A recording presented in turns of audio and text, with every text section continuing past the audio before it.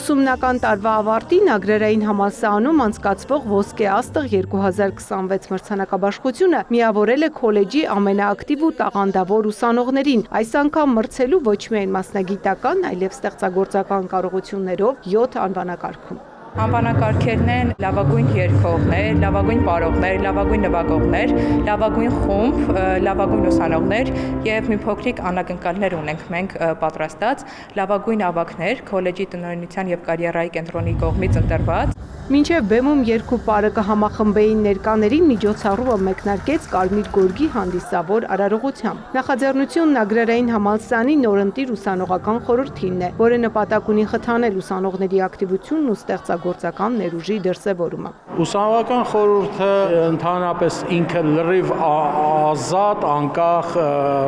միավորում է, որը կոչված է ուսանողների շահերը պաշտպանելու, խնդիրները վերանելու, նաև ինչու՞ չէ տնօրինությանը օգնելու ավելի որակյալ ուսումնառություն կազմակերպելու համար։ Բացի հիմնական անվանակարգերից միջոցառման ընթացքում պարգևատրվեցին նաև նրանք, ովքեր իրենց աջակցությամբ եւ համագործակցությամբ նպաստել են ուսանողական խորհրդի նախաձեռնությունների իրականացմանը։